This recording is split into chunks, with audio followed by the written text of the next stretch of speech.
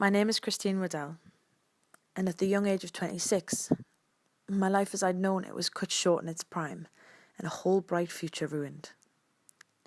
I was born in 1971 into a loving family of 3 and had a happy, stable upbringing in a healthy environment. Like most, I went through public schooling, and every summer myself and my brother, along with our parents, set off to France for 3 weeks. At the age of 16, after a good education, I left school and managed to get myself a secure career in the NHS, working on computers inputting data. With everything to live for, my own flat, a nice car, gorgeous new boyfriend, and a great social life, I was so happy. Little did I know, though, it was all going to be snatched away from me in a heartbeat, one tragic night in 1997, as I suffered a brainstem stroke. I was alone at home and woke up on the floor to the sound of my house phone ringing, but my body couldn't move to answer it.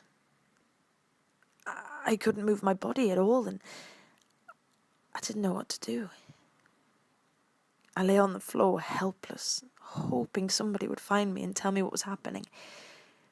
My phone rang countless times, and it did for a couple of days, until my dad burst through the door to see where I was and if I was all right.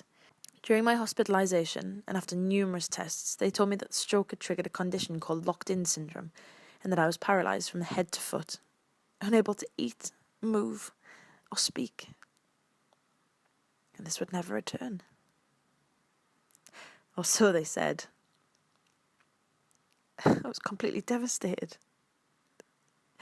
All of my hopes and dreams had been just wiped out.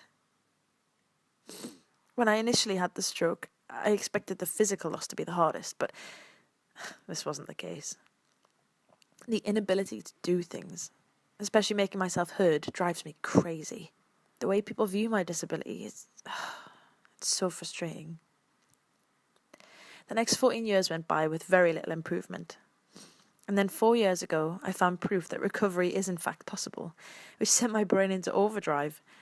I started a course of physiotherapy, and now I can support my head, sit upright, unaided, stand with some support, eat, drink, and the list goes on. I know I have a long ways to go, but I also know I will get there, so here's to the life I should have had 18 years ago. Better late than never.